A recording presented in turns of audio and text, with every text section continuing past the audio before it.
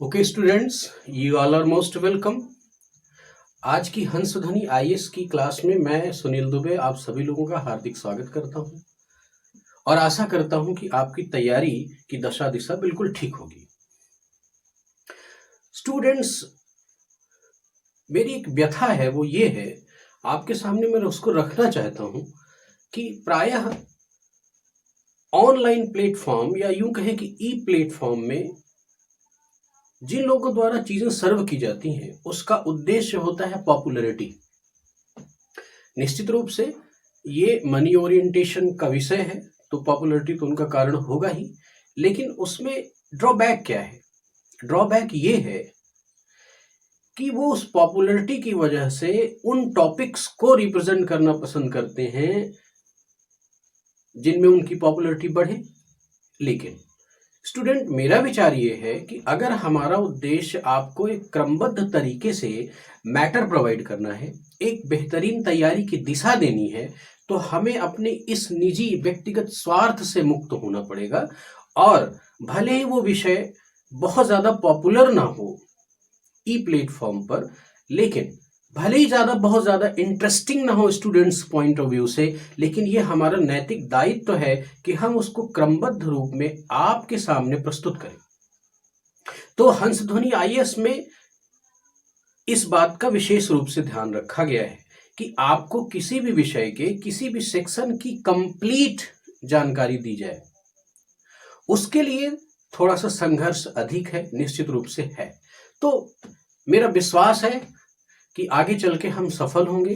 तो आप सभी लोगों से आग्रह है मेरा कि हमारे और आपके बीच की पहुंच बरकरार रहे, हमारे द्वारा सर्व किया जाने वाला जो कंटेंट है वो समय दर समय आपके लिए लाभकारी रहे और आप तक पहुंच बनाता रहे। इसके लिए ये आवश्यक है कि हंसध्वनि आईएएस चैनल को एक बार सब्सक्राइब जरूर करें, लाइक करें, शेयर करें, अधिक से अधिक मात्रा में फैलाएं ताकि लोग ज्यादा से ज्यादा मात्रा में लाभान्वित हो सके। तो यही मेरा उद्देश्य है। तो आइए स्टूडेंट, इसी उद्देश्य को ध्यान में रखते हुए आज के विषय की हम लोग चर्चा करते हैं। जैसा कि हम सभी लोगों को मालूम है कि हमारा जो रनिंग सेक्शन है वो है क्लाइमेटोलॉजी। ज्योग्राफी का climatology is our running section. But which topic we covered in last classes? Let me describe it a little bit. In last classes हम लोगों ने तापमान पेटियों के बारे में चर्चा की, थर्मल बेल्ट्स के बारे में डिस्कशन किया और देखा कि किस तरह से हमारी पृथ्वी में तापमान पेटियां बटी हुई हैं। उनकी आधुनिक विचारधारा क्या है? तापमान पेटियों के निर्धारण में आधुनिक विचारधारा, जो कि जलवायविक और बायोम दृष्टिकोण से बहुत महत्वपूर्ण है, उन सब की चर्चा मैंने पिछली क्लास में की। तो स्टूडेंट, आज का बड़ा ही वार्म टॉपिक है, प्रीलिमिनरी एग्जाम और मेंस के दोनों के पॉइंट ऑफ व्यू से बहुत इंपॉर्टेंट टॉपिक है और जिसका नाम है तापीय प्रतिलोमन। ताप प्रतिलोमन, ताप प्रतिलोमन। स्टूडेंट, इसको हम लोग हिंदी में व्युत्क्रमण के नाम से भी जानते हैं। इस तापीय प्रतिलोमन या व्युत्क्रमण के इंग्लिश के अपने जो नामकरण हैं उनको भी जानना थोड़ा सा जरूरी है। इसको हम लोग थर्मल इन्वर्जन के नाम से भी जानते हैं। इसको हम लोग इन्वर्जन ऑफ टेम्परेचर के नाम से भी जानते हैं। इन्वर्जन ऑफ टेम्परेचर के भी नाम से जानते हैं। और एक जनरल स्केलेटन लेते हैं कि आज की टॉपिक पर, इस बिंदु पर हमें क्या क्या चीजें डिस्कस करनी है। तो सबसे पहले हम देखेंगे कि ये क्या है। क्या है तापीय प्रतिलोमन, तापीय व्युत्क्रमण क्या है, अर्थात तापीय प्रतिलोमन क्या चीज है, इसकी परिभाषा, इसकी एक अच्छी सी डेफिनेशन देखेंगे।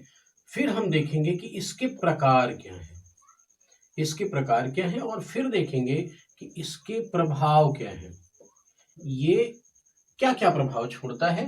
तो इस कड़ी में हम देखते हैं कि तापीय प्रतिलोमन की जो पहली चीज हम उठाते हैं कि ये क्या है, अर्थात इसकी डिफिनेशन पर अगर हम थोड़ी सी चर्चा करें, आइए देखते हैं कि तापीय प्रतिलोमन की स्थिति क्या है।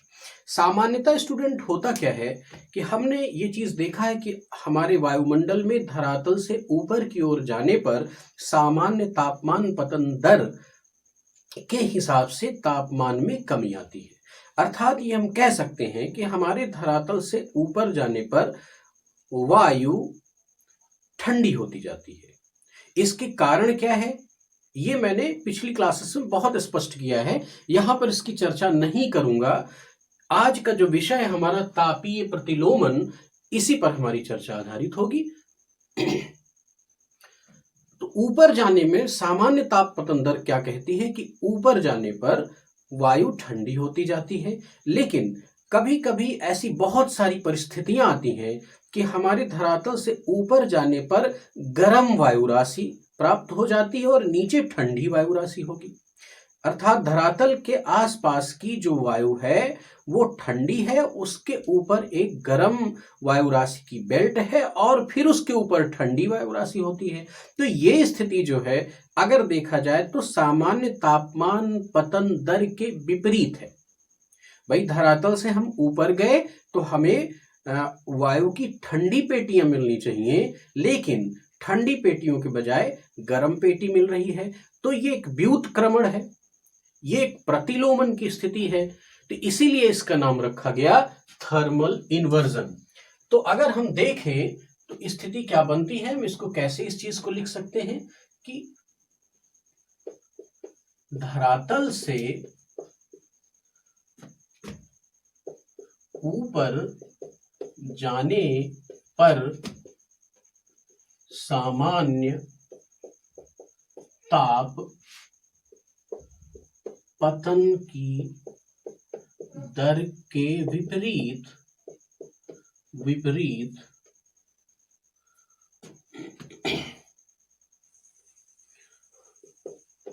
गर्म वायु जब पाई जाए तो इसे तापीय प्रतिलोमन की दशा कहते हैं। इस तरह से हम इसकी एक अच्छी सी डिफिनेशन देख सकते हैं।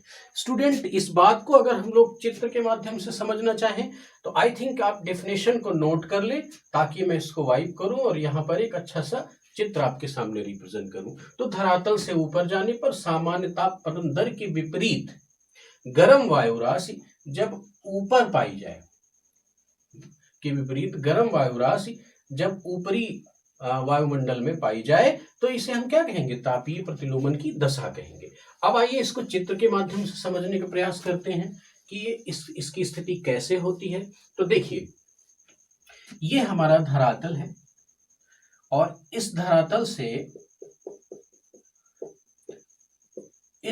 से हम जब ऊपर जाएंगे तो एक मान लीजिए ये बेल्ट है हमारी, ये धरातलीय संपर्क की वायु राशियों की एक बेल्ट है। अब ये है ठंडी और ऊपर हम गए तो ऊपर एक बेल्ट प्राप्त हो रही है, ये जो बेल्ट प्राप्त हो रही है ये गर्म वायु राशि की प्राप्त हो रही है। अब सामान्य ताप पतन दर के हिसाब से ये बात अपोजिट हो गई और यही हमारा तापमान का व्युत्क्रमण है। और देखें स्टूडेंट जब आप इसके ऊपर जाएंगे तो फिर आपको ठंडी वायु राशि का एक आवरण प्राप्त होगा, ये फिर से ठंडी वायु राशि का आवरण आपको प्राप्त होगा। तो ये जो वायुमंडलीय दशा है यही हमारा है तापीय प्रतिलोमन। आई थिंक कि ये बात आपको अच्छी तरह से समझ में आ गई होगी कि तापीय प्रतिलोमन क्या है। अब स्टूडेंट्स बहुत ही हॉट मुद्दा है कि इसका दूसरा बिंदु कि तापीय प्रतिलोमन के प्रकार क्या है, काइंड्स ऑफ थर्मल इन्वर्जन। तो स्टूडेंट कई सारे सोर्सेस में आपको इसके डिवीजन में बड़ा कॉम्प्लिकेशन मिलेगा। Advectional, non advectional, higher air inversion, lower air inversion, इस तरह से बहुत सारी चीजें आपको मिलेंगी। लेकिन मेरा प्रयास होगा कि आपको सही ढंग से चीजें रिप्रेजेंट की जाएं जिससे आपकी समझ में कोई प्रॉब्लम ना हो। तो सबसे पहले देखें कि अगर मैं इसके प्रकार की बात करूं तो पहला बड़ा इंपॉर्टेंट है विकिरण प्रतिलोमन। इस विकिरण प्रतिलोमन को हम लोग रेडिएशनल इन्वर्जन के नाम से भी जानते हैं, रेडिएशनल इन्वर्जन के नाम से भी जानते हैं। इसके बाद देखें स्टूडेंट्स, फिर हमारा आता है एक और समझें, घाटी प्रतिलोमन। घाटी प्रतिलोमन, वैली इन्वर्जन। फिर उसके बाद वैली इन्वर्जन के बाद हम लोग बड़ा इंपॉर्टेंट है वाताग्री प्रतिलोमन। वाताग्री प्रतिलोमन जिसको हम लोग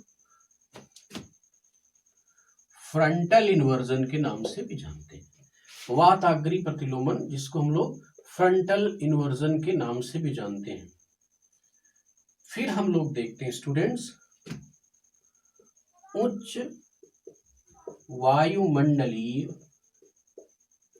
प्रतिलोमन।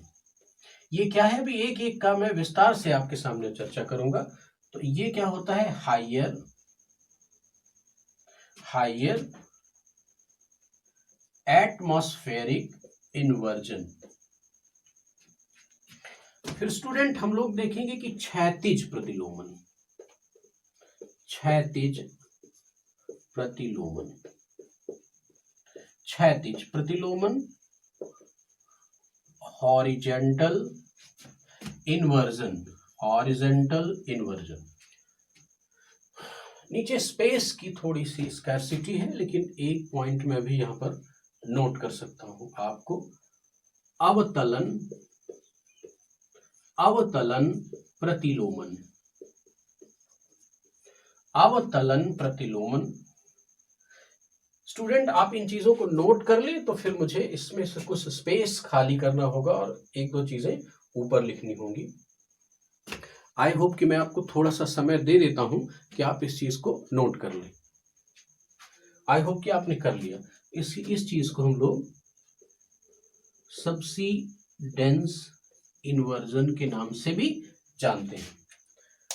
तो मैं थोड़ा सा यहां पर इस चीज को समाप्त करूंगा, केवल एक ही बिंदु और बचा है। और इसके बाद हम लोग एक संवहनिक प्रतिलोमन, संवहनिक कन्वेक्शनल इन्वर्जन, ये कन्वेक्शनल इन्वर्जन। इस तरह से इतने 6-7 इन्वर्जन होते हैं। इनको वन बाई वन हम लोग समझेंगे, बहुत ही आसानी से समझेंगे, बहुत ज्यादा डिफिकल्टीज नहीं होगी, लेकिन आप इनको नोट कर लें। ये मेंस के पॉइंट ऑफ व्यू से बहुत इंपॉर्टेंट है। तापीय प्रतिलोमन के प्रकार से प्रश्न बनता है, तापीय प्रतिलोमन के प्रकार से प्रश्न बनते हैं। तो इस चीज को हमें पता होना चाहिए कि दरअसल इसके मूलभूत कितने प्रकार हैं। अब आइए एक एक प्रकार को उठाते हैं और देखते हैं कि इनकी स्थिति क्या है, इनके लिए आवश्यक दशाएं क्या हैं, किस तरह से ये अपना प्रभाव छोड़ते हैं। तो स्टूडेंट सबसे पहले हमें जिस चीज को समझना है वो है विकिरण प्रतिलोमन, अर्थात रेडिएशनल इन्वर्जन।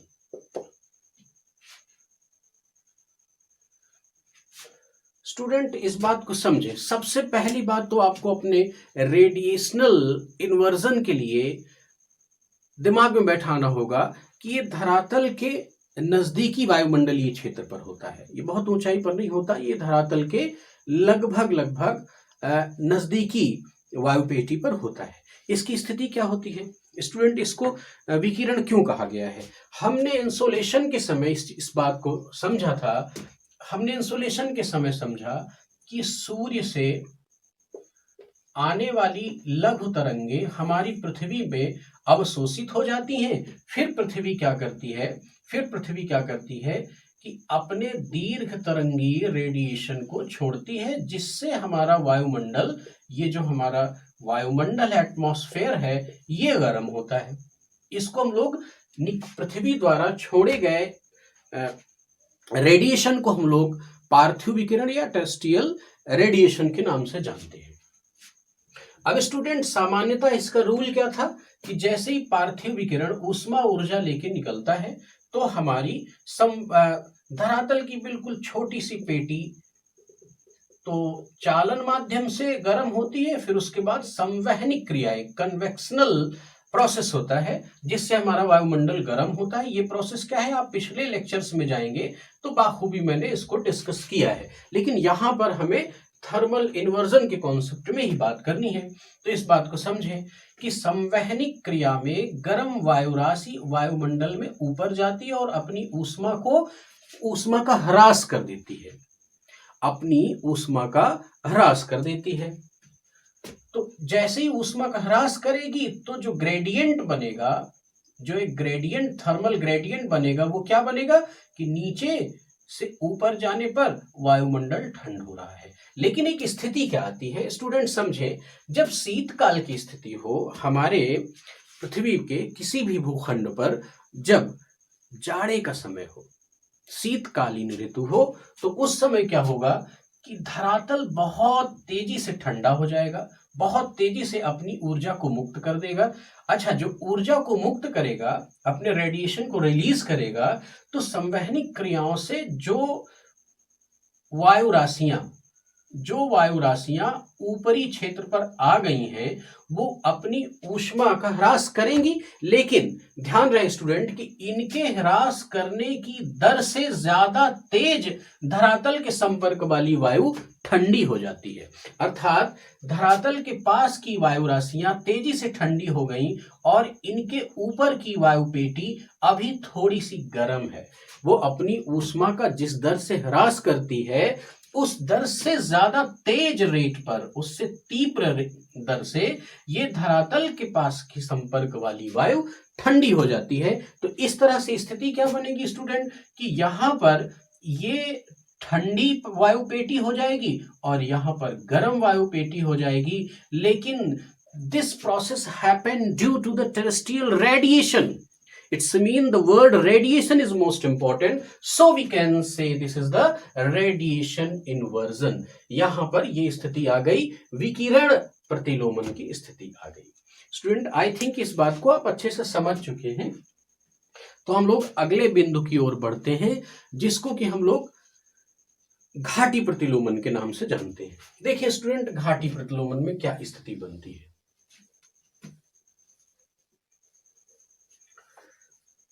घाटी प्रतिलोमन की स्थिति क्या बनती है, इस चीज को हम लोग समझते हैं। अब दूसरा जो बिंदु है वो है घाटी प्रतिलोमन। घाटी प्रतिलोमन, वैली इन्वर्जन। इस वैली इन्वर्जन में घाटी का होना जरूरी है। घाटी प्रतिलोमन आते ही आपके दिमाग में तुरंत ये बात आनी चाहिए कि ये मैटर पर्वतीय क्षेत्रों का होगा। तो एक पर्वतीय क्षेत्र का हम लोग व्यू देखते हैं कि क्या स्थिति होती है। देखते हैं कि इस पर्वतीय क्षेत्र की स्थिति क्या होती है।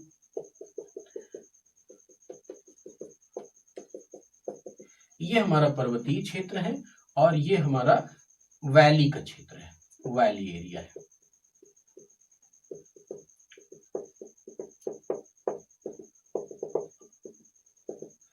ठीक है, अब स्टूडेंट देखें स्थिति क्या बनती है, इस बात को समझें पहले।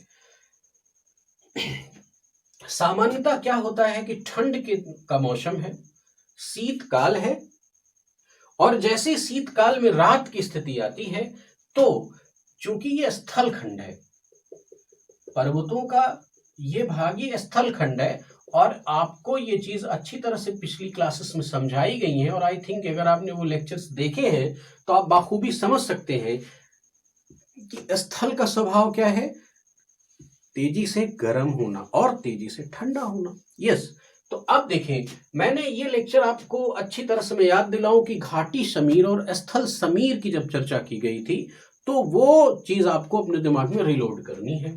अब देखें, तो ये जो धरातलीय क्षेत्र है, इसका पर्वत का शीर्ष भाग और इसका ये धरातलीय क्षेत्र ठंड के दिनों में अपनी ऊष्मा ऊर्जा को तेजी से निष्कासित कर दिया और क्या होता है, ठंडा हो जाता है। ऐसी दशा यहां पर भी है, ठंडा हो जाता है। तो अब क्या है कि इसके संपर्क में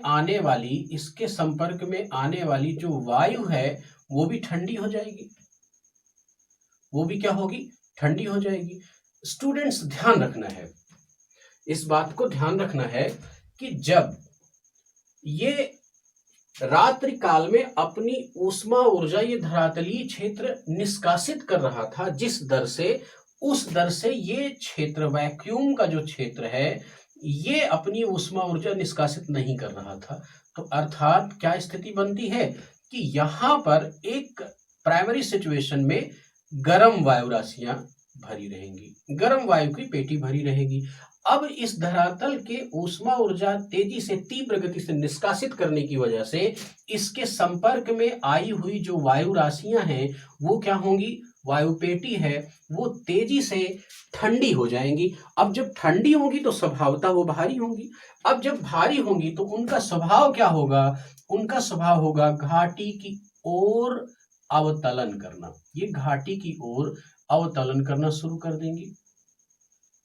अब जब ये घाटी की ओर अवतलन करेंगी तो इस क्षेत्र पर, घाटी के निचले क्षेत्र की स्थिति क्या होगी कि यहां पर ठंडी वायु राशियां हैं, लेकिन इसकी तुलना में इस क्षेत्र पर अभी भी गर्म वायु राशियां बनी हुई हैं। तो इस तरह से देखा जाए तो नॉर्मल लैप्स रेट का यहां पर विरोध हो गया और तापीय प्रतिलोमन की स्थिति आ गई, क्योंकि ऊपर की ओर जाने पर तापमान में ह्रास होना चाहिए था और उसकी दर क्या है वो आपको पता है, 6.5 डिग्री सेंटीग्रेड पर kilometre, that is the normal lapse rate.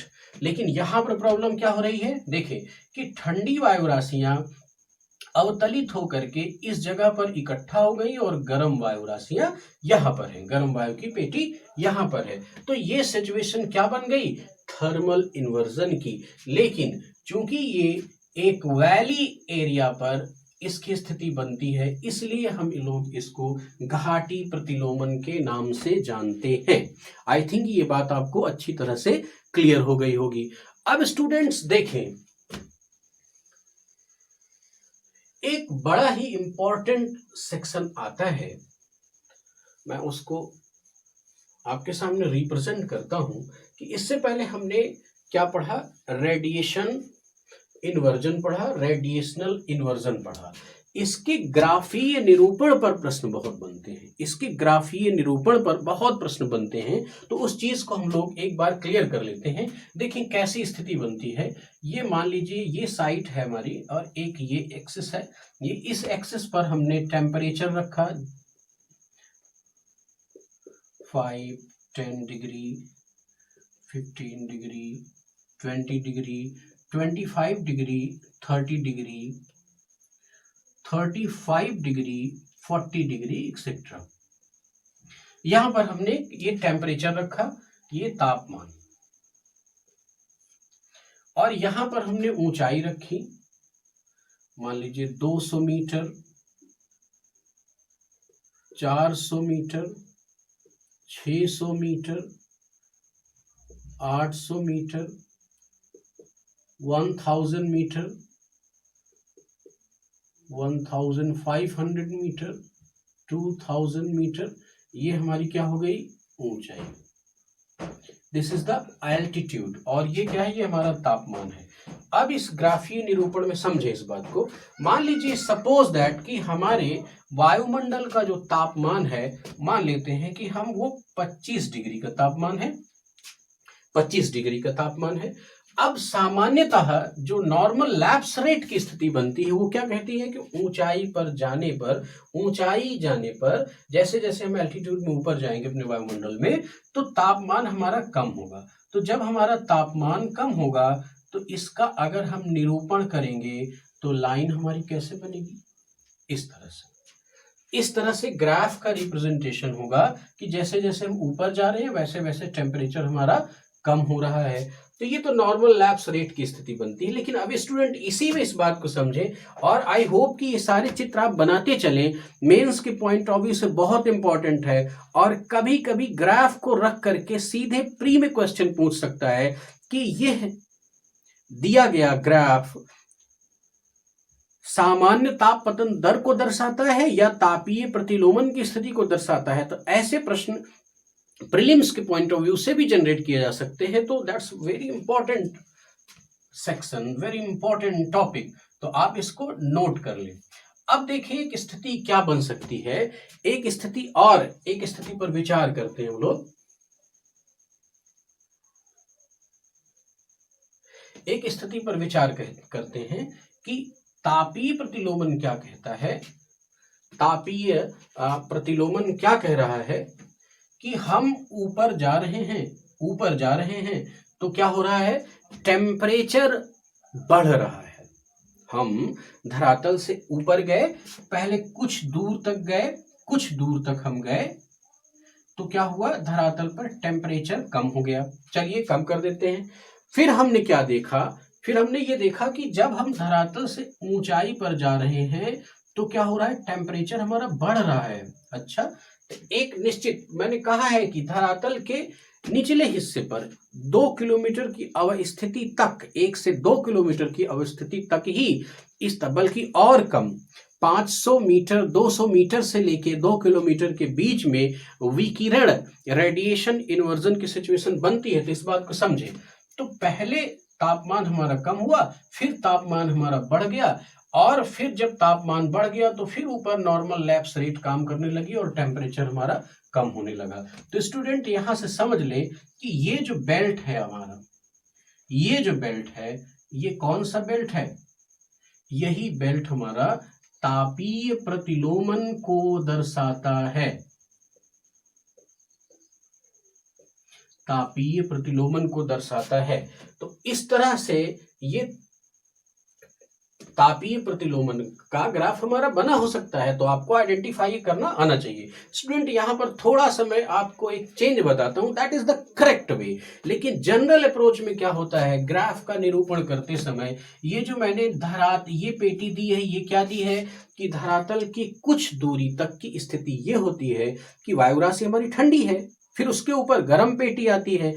तो प्रायः क्या होता है कि इसके निरूपण में इस बात को अवॉइड कर दिया जाता है, क्योंकि ये बहुत ही निम्न स्तर की पेटी होती, बहुत ही निचले स्तर की।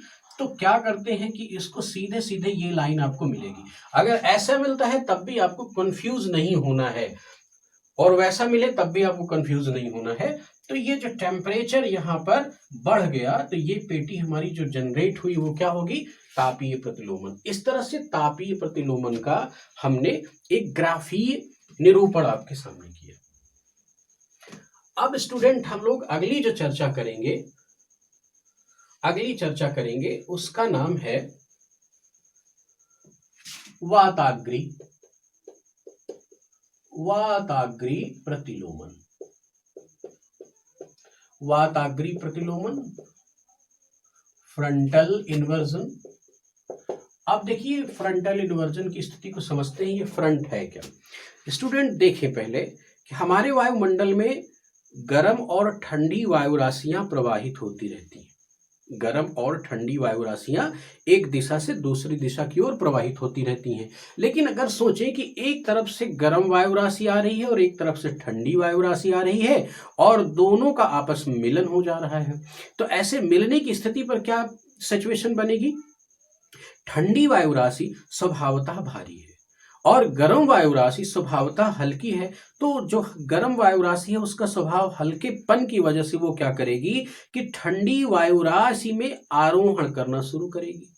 ठंडी वायु राशि में आरोहण करना शुरू करेगी। लेकिन स्टूडेंट ध्यान रखना है कि जब ये ठंडी वायु राशि इधर से है, गर्म वायु राशि इधर से है, जिस जगह पर ये मिलते हैं तो इस जगह पर एक ऐसी स्थिति आती है कि वात आग्र, वात आग्र का मतलब समझे, वात अर्थात वायु का अग्रभाग, इन दोनों वायुओं के अग्रभाग पर एक ग्रेडियंट बनता है। इनके मिलन पर एक संक्रमणशील पेटी बनती है, जिस पर कभी कभी ये ठहराव सा आ जाता है। इन दोनों के मिलन पर इस क्षेत्र पर एक ठहराव आएगा और यही वाताग्र है। अब इस वाताग्र पर क्या होगा कि कुछ देर के ठहराव के बाद गर्म वायु राशि आरोहण करना शुरू कर देगी, ऊपर की ओर चढ़ना शुरू कर देगी और ठंडी वायु राशि नीचे की ओर स्प्रेड होना शुरू हो जाएगी। तो अब अगर फाइनली देखा जाए तो एक सिचुएशन ऐसी आएगी कि ठंडी वायु राशि की पेटी नीचे है और गर्म वायु राशि ऊपर है। तो ऐसे में थर्मल इन्वर्जन की सिचुएशन क्रिएट हो गई। लेकिन ये थर्मल इन्वर्जन की situation due to the frontal generation, due to the frontal region हुआ है, इसीलिए इसको हम लोग क्या नाम दे देते हैं, वाताग्री प्रतिलोमन। अब स्टूडेंट इस बात को हम लोग थोड़ा सा ग्राफिकल रिप्रेजेंटेशन से समझते हैं। ये हमारा धरातल है और इस धरातल पर एक तरफ से ये ठंडी वायु राशियां आ रही हैं, दूसरी तरफ से ये गर्म वायु राशियां आ रही हैं। अब क्या होगा कि ये एक फ्रंटल जोन बनेगा। अब ये वायु राशियां आने के बाद स्वभावतः ये गर्म है, तो इनकी स्थिति क्या होगी, ये ऊर्ध्वगमन करना शुरू करेंगी। ये ऊर्ध्वगमन शुरू करेंगी और ये ऊर्ध्वगमन करके ऊपरी क्षेत्र पर स्प्रेडेड हो जाएंगी। इनका स्वभाव क्या है, ये ठंडी है, ये भारी है, ये क्या करेंगी, अधोगमन करेंगी और अधोगमन करके नीचे की ओर स्प्रेड हो जाएंगी। अब स्टूडेंट यहाँ पर विशेष बात रखनी है, विशेष बात ध्यान रखनी है वाताग्री प्रतिलोमन के संदर्भ में, कि वाताग्री प्रतिलोमन में जो दशा होगी, वायुमंडलीय परतों की जो दशा होगी, वो उसका आकार क्या होगा, ढलवा। अब ध्यान से यहाँ देखिए, ये स्थिति और ये स्थिति, इनमें एक क्या है, स्लोपिंग सिचुएशन बन रही है, स्लोपिंग स्ट्रक्चर बन रहा है। तो दरअसल आपको वाताग्री प्रतिलोमन के संदर्भ में यही बात विशेष ढंग से ध्यान रखनी है कि अन्य प्रतिलोमन की जो स्थिति है वो स्लोपिंग मोड में नहीं होती है, स्लोपिंग मोड में नहीं होती है, लेकिन वाताग्री प्रतिलोमन ढलवे आकार का अर्थात स्लोपिंग मोड का होता है। तो इस तरह से जो प्रतिलोमन की स्थिति बनती है उसको हम लोग वाताग्री प्रतिलोमन कहते हैं। आई थिंक ये बात आपको अच्छे से समझ में आ गई होगी, इसमें कोई प्रॉब्लम है नहीं। अब स्टूडेंट हम लोग देखते हैं कि उच्च स्तरीय वायुमंडलीय प्रतिलोमन,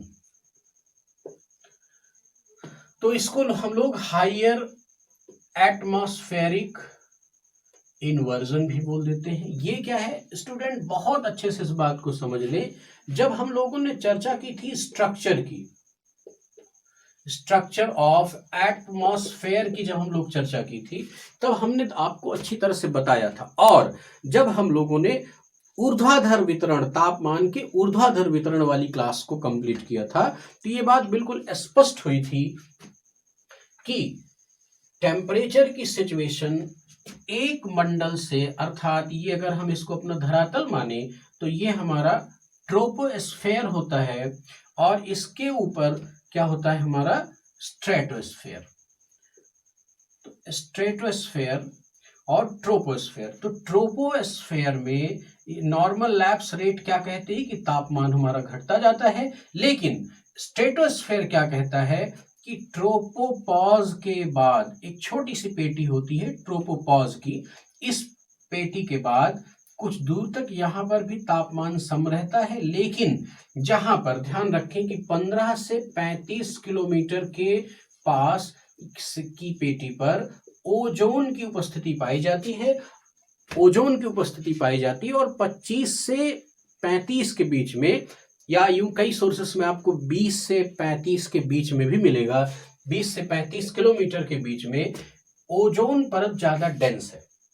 ज्यादा डेंस है। तो होता क्या है कि सूर्य से आने वाला जो रेडिएशन है, इसके साथ साथ इस स्पेक्ट्रम में, सोलर स्पेक्ट्रम में पाई जाने वाली अल्ट्रावायलेट रेज का यहाँ पर एब्जॉर्प्शन होता है, इसका शोषण होता है।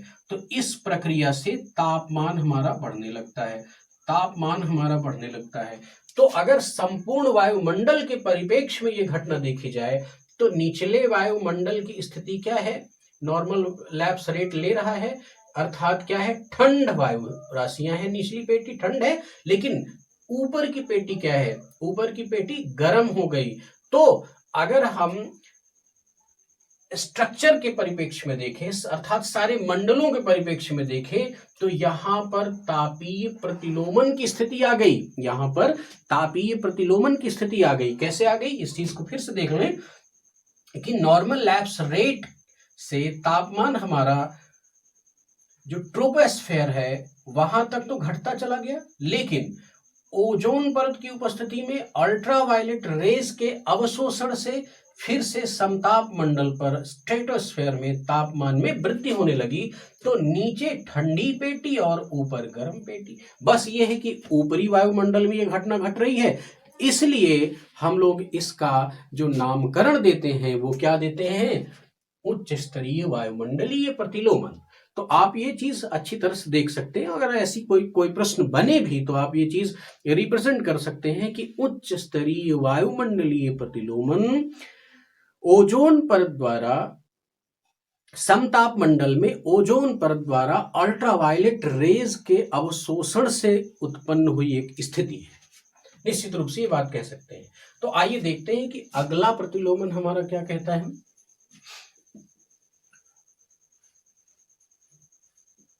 अगर हम अगले प्रतिलोमन की बात करें तो उसका नाम है क्षैतिज प्रतिलोमन।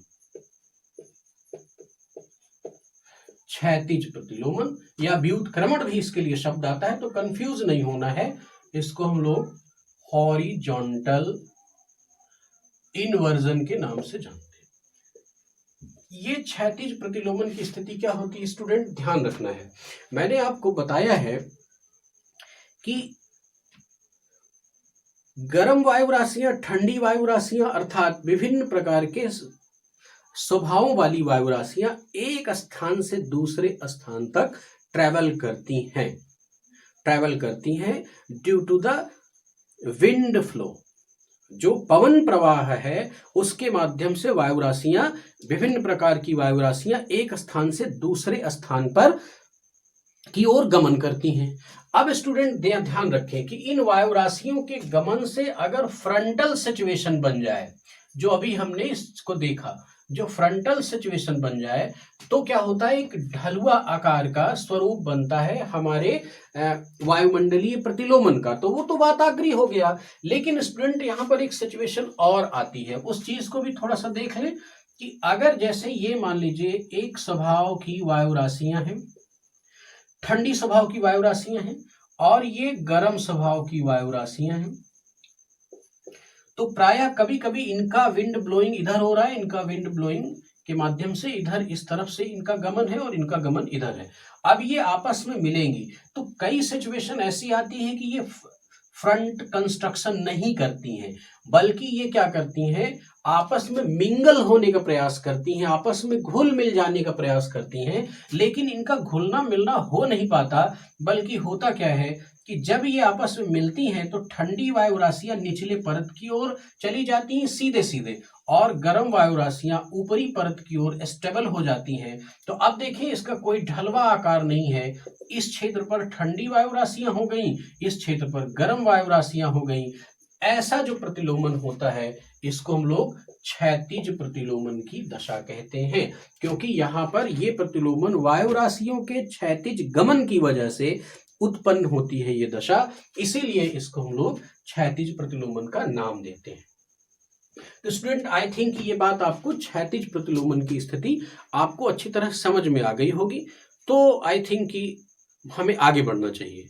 लेकिन स्टूडेंट एक बात बहुत इंपॉर्टेंट है जो मैं आपके सामने रखना चाहता हूं कि क्षैतिज प्रतिलोमन की दशा में ये शब्द कहा जाता है और इसका प्रश्न भी बनता है, ध्यान रखना है कि क्षैतिज प्रतिलोमन की दशा में एक तो किस परिस्थिति का सबसे ज्यादा प्रभाव है, तो ध्यान रखें स्टूडेंट कि ये हमारी पृथ्वी है और इसका ये लैंड एरिया है, महाद्वीपीय क्षेत्र है, स्थल खंड है। और ये एक, अगर मैं यहाँ पर इसका जल खंड बना दूं, ये सागरीय क्षेत्र या जलीय क्षेत्र। तो यहाँ पर स्टूडेंट मैंने आपको पिछली क्लासेस में ये बात बताई कि सागर समीर और स्थल समीर की स्थिति बनती है। सागर समीर और स्थल समीर की स्थिति बनती है। तो सागर समीर और स्थल समीर की स्थिति में इन क्षेत्रों पर ठंडी और गर्म वायु राशियों का क्षैतिज मिलन होता है, जिसकी वजह से ये प्रतिलोमन उत्पन्न होता है। तो एक प्रश्न ये है कि सागरीय और महाद्वीपीय संक्रमण के क्षेत्र पर क्षैतिज प्रतिलोमन की स्थिति बनती है। दूसरी बात इस बात को अच्छी तरह से समझें कि गर्मी के दिनों में क्या स्थिति होती है कि गर्मी के दिनों में महाद्वीपों की स्थिति क्या बनेगी। गर्मी के दिनों में महाद्वीपों की स्थिति क्या बनेगी कि सूर्य से आने वाला रेडिएशन आया और फिर ये चालन के माध्यम से धरातल अपने आप को गर्म करता है और बड़ी तीव्र गति से गर्म करता है, बहुत तीव्र गति से गर्म करेगा, बहुत तीव्र गति से। तो अब ध्यान रखें, जब तीव्र गति से गर्म करेगा तो इसके संदर्भ में इससे संबंधित जो वायु राशियां होंगी इससे धरातल के संपर्क में आने वाली, वो क्या होंगी, गर्म होंगी। जब गर्म होंगी तो यहाँ पर कौन सा प्रेशर बनेगा, लो प्रेशर बनेगा। ध्यान रखें स्टूडेंट कि सागर का स्वभाव है कि ज्यादा देर में गर्म होना और ज्यादा देर तक गर्म होना। तो अभी इसकी तुलना में, स्थल खंड की तुलना में सागर उतना तेजी से गर्म नहीं हुआ है। तो यहाँ पर स्थिति क्या बनेगी, हाई प्रेशर की। और विंड ब्लोइंग कहाँ से होती है, हाई प्रेशर से लो प्रेशर की ओर होती है। तो अब देखें, आर्द्रता युक्त ये ठंडी जो वायु राशियां हैं ये क्या करेंगी, महाद्वीपों की ओर गमन करेंगी। तो इस तरह से ये कहा जाता है कि यह प्रतिलोमन गर्मी के दिनों में महाद्वीपों के ऊपर तथा शीतकाल में महासागरों के ऊपर होता है। तो अब देखो, शीतकाल की स्थिति जब आएगी, तो क्या होगा कि औसत रूप से रात्रिकाल और शीतकाल, ये ध्यान रखना है कि शीतकाल और गर्मी की बात क्यों हो रही, क्योंकि जो एवरेज टेम्परेचर है वो शीतकाल में स्वभावतः कम होगा और गर्मी के दिनों में ज्यादा होगा। लेकिन मामला पूरा रात का ही होगा, प्रतिलोमन की जो स्थिति होगी वो रात की होगी। लेकिन यहाँ पर ऋतुगत बात भी महत्वपूर्ण है। वे समझें कि शीतकाल की स्थिति आई तो क्या होगा, ये तेजी से शीतकाल में अपनी ऊर्जा उष्मा को रिलीज कर देता है। जितना तेजी से गर्म होता है धरातल, उतना ही तेजी से ठंडा भी होता है। लेकिन जितना देर से ये गर्म होता है उतनी देर तक गर्मी होल्ड करता है, कौन, जलीय भाग। तो इसका मतलब यहाँ पर अभी गर्मी है और ये क्या किया, अपनी सारी गर्मी स्थलखंड रिलीज कर दिया और अत्यधिक मात्रा में ठंडा हो गया। तो यहाँ पर क्या हो जाएगा, अत्यधिक मात्रा में ठंडा हो जाएगा तो हाई प्रेशर बन जाएगा। और यहाँ पर ये अभी गर्मी थोड़ी सी होल्ड करके रखा है तो लो प्रेशर की स्थिति हो जाएगी। तो विंड ब्लोइंग किधर होगी, इधर होगी। तो इसका मतलब जो गर्म वायु राशियां हैं उनका गमन सागरीय क्षेत्र में ठंडी वायु राशियों की ओर होगा, क्षैतिज चलन हो रहा है। तो ये कहा जा सकता है कि शीतकाल में महासागरों के ऊपर ये प्रतिलोमन होता है, क्षैतिज प्रतिलोमन की। ये दो महत्वपूर्ण बातें हमारे सामने आई। तो क्या है, इस बात को, इस चीज को अच्छी तरह से देखें कि गर्मी के दिनों में ये प्रतिलोमन की स्थिति कहां बन रही है, महाद्वीपों के ऊपर। और जो ठंडी के दिनों में ये स्थिति कहां बनती है, महासागरीय क्षेत्र में, महासागरों के ऊपर ये स्थिति बनती है। ये मोस्ट इंपॉर्टेंट है। और दूसरी बात हमने क्या बताई कि सागरीय और महाद्वीपीय संक्रमण पेटी में इस तरह का क्षैतिज प्रतिलोमन घटित होता है। तो इस तरह से स्टूडेंट क्षैतिज प्रतिलोमन के बारे में हमने बेहतर ढंग से सीखा। अब स्टूडेंट बहुत इंपॉर्टेंट अगला प्रतिलोमन है, इस बात को अच्छी तरह से समझे। जो अगला प्रतिलोमन है वो क्या कहता है कि अवतलन, अवतलन प्रतिलोमन।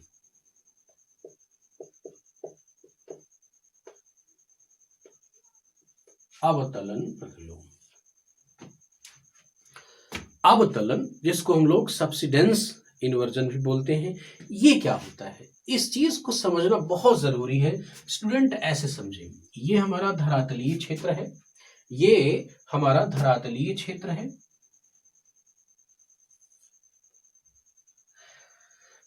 अब क्या होता है स्टूडेंट, जब मैं आपको प्रेशर बेल्ट्स पढ़ाऊंगा, प्रेशर बेल्ट, तब ये मुद्दा उभर के वहां पर सामने आएगा। लेकिन यहां पर जनरली समझ लें कि प्रेशर बेल्ट में कुछ निम्न वायुदाब पेटियां होती हैं, कुछ उच्च वायुदाब पेटियां होती हैं। भूमध्य रेखा के आसपास यानी इक्वेटोरियल रीजन पर निम्न वायुदाब की पेटी होती है, लेकिन 30 से 35 डिग्री के आसपास, जो 30 से 35 डिग्री की अक्षांशीय अवस्थिति है, उस पर उच्च वायुदाब, 30 से 35 डिग्री की अक्षांशीय स्थिति पर उच्च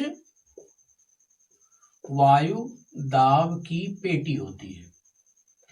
अब स्टूडेंट यहां पर समझना है कि 0 डिग्री अर्थात भूमध्य रेखीय क्षेत्र से, जो हमारा भूमध्य रेखीय क्षेत्र है, अगर मैं यहां पर ये लाइन ऐसे मिलाऊं और आपको बताऊं कि ये 0 डिग्री भूमध्य रेखीय क्षेत्र है, तो इस जगह से संवहनिक क्रिया से पवनें उठती हैं, ऊपर की ओर उठेंगी और ऊपरी वायुमंडल में एक निश्चित सीमा तक जाने के बाद फिर क्या होगा, उनका अवतलन होगा, सब्सडक्शन होगा, वो नीचे की ओर आएंगी। तो जब वो नीचे की ओर आएंगी, जैसे मान लीजिए इस जगह से ये पवनें उठी, संवहनिक क्रिया से उठी, अब ये पवन ऊपर जाने के बाद हल्की हो जाएगी और निश्चित रूप से कॉरियोलिस बल के प्रभाव से, ये सारे टर्म्स आपको एक निश्चित समय पर और अच्छे से डिफाइन करूंगा, ये एक निश्चित कॉरियोलिस बल के प्रभाव से ये क्या करती हैं कि 30 से 35 डिग्री की अक्षांशीय पेटी के पास इनका अवतलन होता है, इनका अवतलन होता है। तो जब ये अवतलित होती हैं तो उस क्षेत्र पर उच्च वायुदाब बनता है। 30 से 35 डिग्री अक्षांशीय पेटी पर उच्च दाब की स्थिति होती है, उच्च दाब की स्थिति होती है। लेकिन स्टूडेंट यहां पर ध्यान क्या रखना है, तो स्थिति बनती क्या है, यथार्थ में स्थिति क्या बनती है कि ठंड का दिन है, शीत का मौसम है और धरातल के पास की जो वायु है वो ठंडी है ही है, और जब ठंडी है तो वो ज्यादा भारी है, ये वायु राशि ज्यादा भारी है। अब मैं इस जगह को 30 से 35 डिग्री की उच्च वायुदाब पेटी मान लेता हूं और इसी जगह पर वायु का अवतलन हो रहा है। अब ये जब वायु का अवतलन होगा तो होता क्या है कि एक निश्चित दूरी तक आने के बाद, एक निश्चित दूरी पर आने के बाद, अर्थात यहां तक आने के बाद ये क्या होता है कि जब वायु राशियां नीचे आती हैं तो वो संकुचित होंगी। यहां पर एडियाबैटिक का रूल अप्लाई होता है, वो संकुचित होंगी। जब वो संकुचित होंगी तो अपना टेम्परेचर बढ़ जाएगा, उनका टेम्परेचर बढ़ जाएगा, उनके टेम्परेचर तापमान में वृद्धि होगी। ये वायु राशियां जब नीचे की ओर आएंगी तो ये संकुचित होंगी और ये अपना टेम्परेचर बढ़ा लेंगी। अब जब ये टेम्परेचर बढ़ा लेंगी तो हल्की हो जाएंगी। अब जब ये हल्की होंगी और नीचे यहाँ पर भारी और शीतल वायु राशि पड़ी हुई है, जैसे ही इसकी टक्कर होती है, जैसे ही इसकी टक्कर होती है, ये क्या करती है, फैलना शुरू कर देती है। ये अपना अभी देखिए धरातल तक इसका संपर्क नहीं हो पाया है, ये अपने इसी क्षेत्र पर फैलना शुरू कर दी है।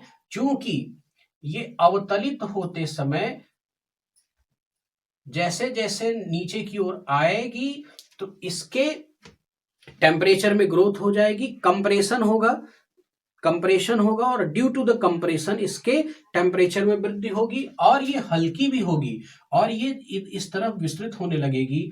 तो ये पूरी की पूरी इस पेटी के ऊपर की जो पेटी है, इस पेटी के ऊपर की जो पेटी है, ये कैसी पेटी हो गई? आने वाली गर्म वायु राशि की पेटी हो गई। तो ये क्या हुआ? नीचे ठंडी और ऊपर गर्म, जिसने कि क्या, ये सिचुएशन ने क्या किया है? नॉर्मल लैप्स रेट का विरोध कर दिया है। तो इसका मतलब प्रतिलोमन की स्थिति बन गई। लेकिन ये प्रतिलोमन किस वजह से हो रहा है? अवतलन की वजह से हो रहा है।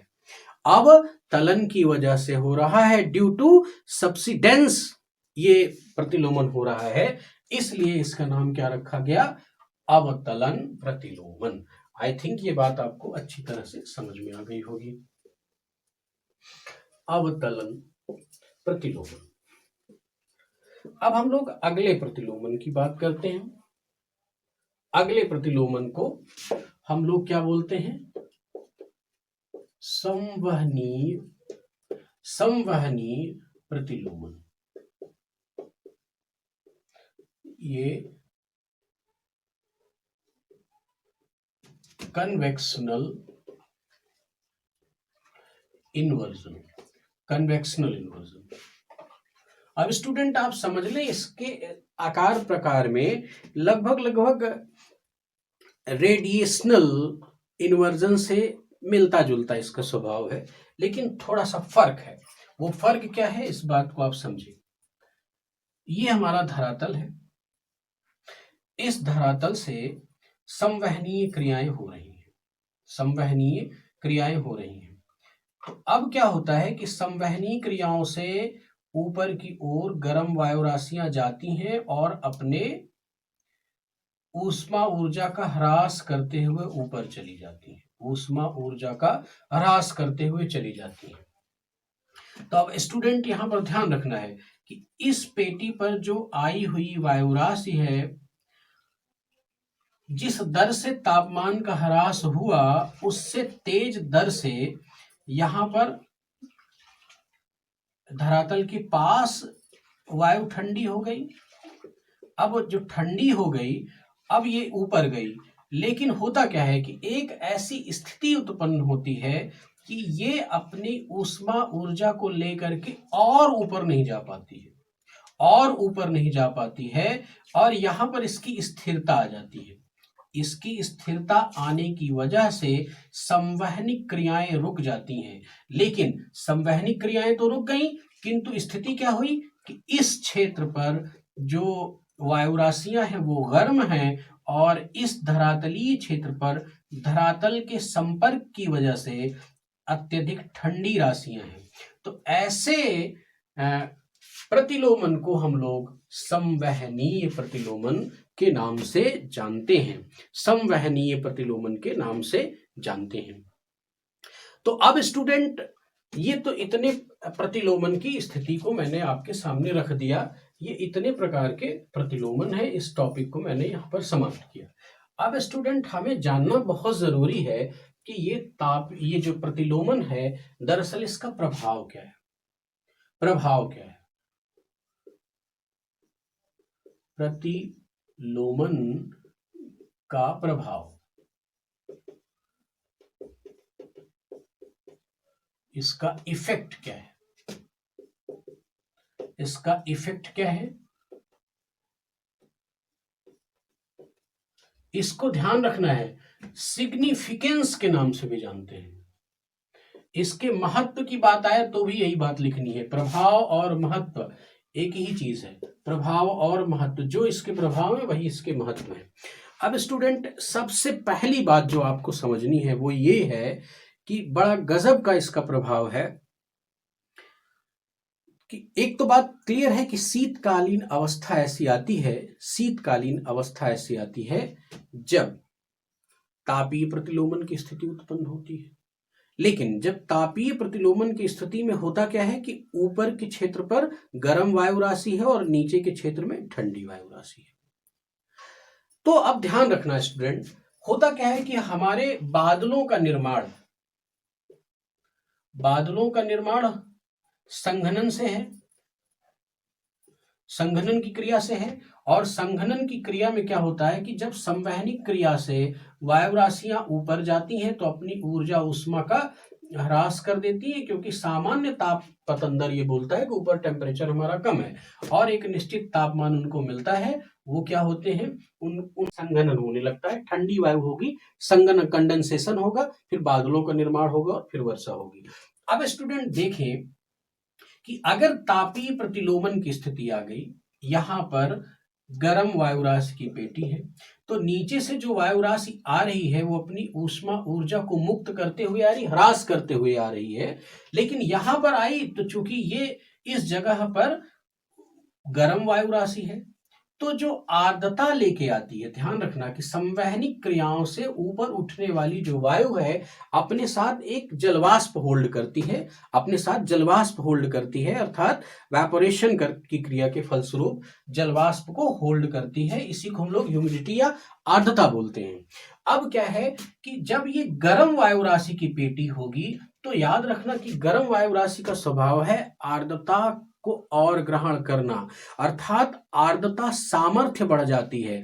गर्म वायु राशि की आर्द्रता सामर्थ्य बढ़ जाएगी। जब आर्द्रता सामर्थ्य बढ़ जाएगी तो जो ह्यूमिडिटी है वो ये पेटी सोख लेगी। जब सोख लेगी तो संघनन की स्थिति समाप्त हो जाएगी। जब संघनन नहीं होगा तो बादल नहीं बनेंगे, जब बादल नहीं बनेंगे तो वर्षा नहीं होगी। और ध्यान रखना कि अगर वर्षा नहीं हो रही है तो मरुस्थलीकरण की स्थिति उत्पन्न हो जाएगी, डेजर्टिफिकेशन की स्थिति उत्पन्न हो जाएगी। तो प्रतिलोमन का पहला प्रभाव ये है कि ये क्या करती है कि वर्षा प्रभाविता को कम कर देती है, कम कर देती है। अब ध्यान रखना, अब ये गर्म वायु राशि की पेटी है, किसी भी तरह से आर्द्रता जब इसके पास आएगी, जैसे कि आप देखेंगे कि राजस्थान में जो थार मरुस्थल है उसके निर्माण के पीछे, वहां पर कम वर्षा के पीछे तापीय प्रतिलोमन का बहुत बड़ा हाथ है। अब जो आर्द्रता किसी भी क्षेत्र से आ रही है, जैसे ही यहां पर आई तो इसकी आर्द्रता सामर्थ्य इस पेटी की अधिक है, उसने क्या किया, आर्द्रता को सोख लिया, तो संवहन जो संघनन की स्थिति है वो रुक जाती है। जब संघनन रुक गई तो वर्षा प्रभाविता ये कम कर देती है। और जब वर्षा प्रभाविता कम हो जाएगी तो स्वभावतः कई क्षेत्र तापीय प्रतिलोमन की स्थिति अधिक होती है, और खास तौर पर डेजर्ट की सिचुएशन। अब डेजर्ट की स्थिति को तो आपने देखा ही है कि अत्यधिक मात्रा में गर्मी में गर्म हो जाती है और ठंडी में अत्यधिक तीव्र ठंडी हो जाती है, तो वहां पर तापीय प्रतिलोमन की स्थिति भी तीव्र हो जाएगी। जब तापीय प्रतिलोमन की स्थिति तीव्र हो जाएगी तो डेजर्ट्स यानी जो रेगिस्तान है उनके ऊपर की जो गर्म वायु राशि पेटी है उसकी आर्द्रता सामर्थ्य बहुत बढ़ जाती है। वो क्या कर लेती है, आर्द्रता को होल्ड करेगी, तो वर्षा नहीं होगी। जब वर्षा होगी ही नहीं तो जो मरुस्थलीकरण का प्रभाव है वो बढ़ता जाएगा। तो हम ये कह सकते हैं कि मरुस्थलीकरण में वृद्धि, ये क्या करती है, मरुस्थलीकरण में वृद्धि कर देती है। स्टूडेंट और ध्यान रखना है, जब मैंने आपको महासागरीय धाराओं की कभी चर्चा की थी तो उसमें आपको बताया था कि गर्म महासागरीय धाराएं और ठंडी महासागरीय धाराएं जिस जगह पर मिलती हैं तो वहां पर एक तो सागरीय पादपों की संख्या बढ़ेगी, तो मछलियों की संख्या में वृद्धि हो जाएगी, जिससे मत्स्य उद्योग फलता फूलता है। और दूसरी एक स्थिति मैंने बताया था कि दो गर्म महासागरीय धाराएं और ठंडी महासागरीय धाराएं जब आपस में मिलती हैं तो उस जगह पर कोहरे की स्थिति बनी रहती है, कोहरे की स्थिति। और ये चीज आप ध्यान रखें कि जब गल्फ स्ट्रीम जाती है और उधर बैफिन की खाड़ी से लेब्राडोर ठंडी जल महासागरीय धारा आती है, उधर से गर्म गल्फ स्ट्रीम जाती है, तो ग्रैंड बैंक के आसपास का जो क्षेत्र है वो मत्स्यन के लिए बहुत उपयोगी होता है। लेकिन वहां पर एक कोहरे की, फॉग की लेयर भी बन जाती है। वो एरिया फॉगी होगा। तो अब तीसरी बात, अच्छा ये फॉग का निर्माण क्यों हो जाता है, इस बात को समझें कि नीचे की फॉग का, पहले तो ये समझ लें कि फॉग का निर्माण कैसे होता है। ये भी जब मैं कोहरे और बादल के चैप्टर में और अच्छे से आपको डिफाइन करूंगा, लेकिन आप यूं समझ लें कि ठंड के दिनों में होता क्या है कि धरातल के संपर्क में आने वाली जो वायु राशि है उसमें हल्की मात्रा में जो भी ह्यूमिडिटी हुई, जो भी आर्द्रता होती है, वो संघनन होना, उसका संघनन होना प्रारंभ हो जाता है, वो संघनित होना शुरू हो जाती है। तो उसके परिणाम स्वरूप में जल की बूंदों में परिवर्तित हो जाती है और वो हल्की जल की बूंदें हमारे वायुमंडल में घूमती रहती हैं, जिससे दृश्यता प्रभावित हो जाती है और धुएं के सदृश वो दिखती है। वही क्या हो गया, हमारा कोहरा हो गया। अच्छा, तो अब देखें कि प्रतिलोमन में कोहरे का जनरेशन क्यों होता है। प्रतिलोमन की सिचुएशन में कोहरे की प्रभाविता क्यों बढ़ जाती है। ऐसा इसलिए होता है क्योंकि ठंडी वायु राशि नीचे है और गर्म वायु राशि ऊपर है। तो गर्म वायु राशि में आर्द्रता अधिक होती है। अब वो क्या करती, जैसे ठंडी वायु राशि के संपर्क में आती है तो उस संक्रमण के क्षेत्र पर वायु का संघनन, शीतलीकरण प्रारंभ हो जाता है। और जब शीतलीकरण प्रारंभ होगा तो गर्म वायु राशि की पेटी में उपस्थित जो भी आर्द्रता है वो क्या करेगी, कोहरे का स्वरूप धारण कर लेगी, कोहरे का स्वरूप धारण कर लेगी। देखिए यहाँ पर ये हमारा धरातल हुआ और ये अगर हमारी शीतल वायु राशि की पेटी है और इसके ऊपर ये गर्म वायु राशि की पेटी है। तो शीतल वायु राशि की पेटी से संपर्क में जैसे ही गर्म वायु राशि की पेटी की ये स्थिति, ये धारा, ये संक्रमण क्षेत्र जब बनेगा, ये मिलेंगी आपस में, तो इस वायु राशि, गर्म वायु राशि की पेटी में आर्द्रता अधिक होने की वजह से ये क्या होगा कि ठंडी वायु राशि के संपर्क में आते ही संघनित होना शुरू हो जाएगी और संघनित होकर के वायुमंडल की दृश्यता को प्रभावित करेगी, अर्थात कोहरे का निर्माण करेगी। तो ध्यान रखना है कि जो प्रतिलोमन का प्रभाव है उसमें ये भी एक बहुत बड़ा बिंदु होता है, कोहरे का निर्माण, कोहरे का निर्माण। लेकिन अब ध्यान रखें स्टूडेंट्स, हमारी जो शहरी जिंदगी है, भाग दौड़ की आपाधापी की जिंदगी है, जिसकी कि इस कोरोना क्राइसिस ने स्पष्ट रूप से हमें दर्शा दिया है कि हम आज भी प्रकृति के दास हैं, प्रकृति के स्वामी बनने का प्रयास न करें। लेकिन ये मूर्खता और मूढ़ता हम शताब्दियों से, वर्षों से करते ही चले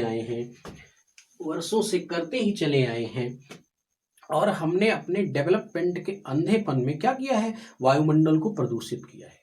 तो अब देखें कि शहरी क्षेत्रों में जहां पर कि जहरीली गैसों का प्रभाव, जहरीली गैसों का विस्तार हमारे वायुमंडल में पाया जाता है, तो उन जगहों पर जब कोहरे का निर्माण होगा तो कोहरे के साथ साथ जो जहरीली गैसें हैं, गैसों का जो बंडल है अर्थात जो धुआं है, इन दोनों का जब मिश्रण हो जाएगा तो जन्म होगा किस चीज का, धुंध का, स्मॉग का। तो इसलिए अगला जो बिंदु है वो आप अच्छी तरह से प्रतिलोमन के प्रभाव में कह सकते हैं कि धुंध का निर्माण शहरी क्षेत्रों में धुंध का निर्माण होता है और जो मानव जीवन के लिए बहुत ही खतरनाक है। दिल्ली एनसीआर के क्षेत्र में ठंडी के दिनों में, शीतकालीन मौसम में आप ये प्रॉब्लम देख ही रहे हैं, सरकार तरह तरह की व्यवस्थाएं करती हैं, फिर भी हम उन चीजों से मुक्ति नहीं पा पाते हैं। स्टूडेंट, एक बात को और ध्यान रखना है, बहुत इंपॉर्टेंट टर्म मैं आपको देता हूं कि तापीय प्रतिलोमन की स्थिति में वायुमंडल के क्षेत्रों में पवन के प्रवाह, दाब प्रवणता और घनत्व, पवन के प्रवाह, दाब प्रवणता और घनत्व में इतना वेरिएशन हो जाता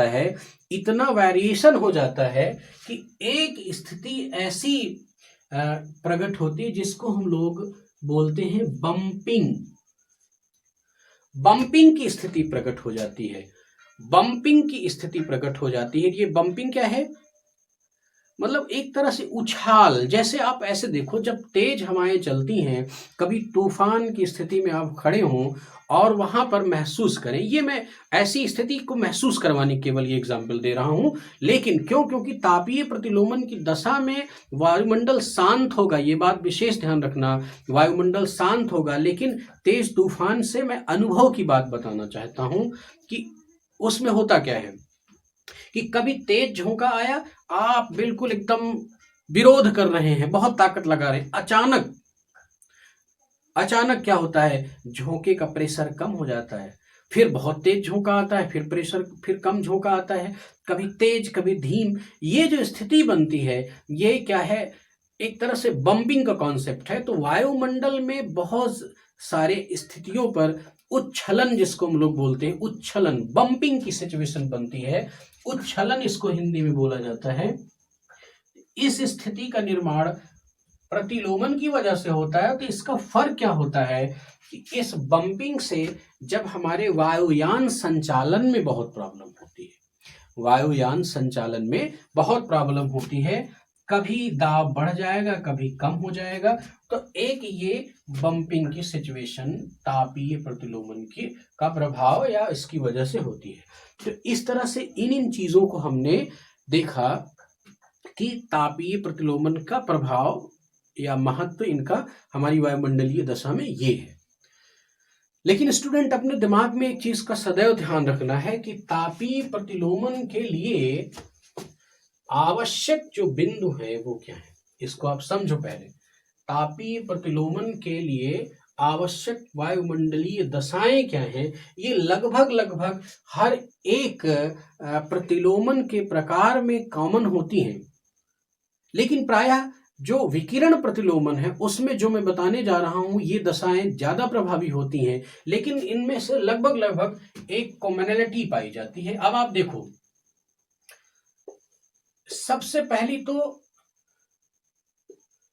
शीतकालीन लंबी रातें। अगर मैं कह दूं कि दशाएं, उपयुक्त दशाएं किस चीज के लिए? तापीय प्रतिलोमन के लिए।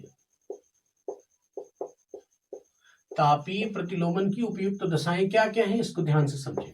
शीतकालीन लंबी रातें, तो शीतकाल में तो रातें वैसे ही लंबी हो जाती हैं, लेकिन प्रायः इस बात को एक साथ लिख दिया जाता है कि शीतकालीन लंबी रातें आपके पास होनी चाहिए। अच्छा स्टूडेंट, मैं कारण भी आपको स्पष्ट करना चाहूंगा कि ये सारी आवश्यक दशाएं क्यों हैं।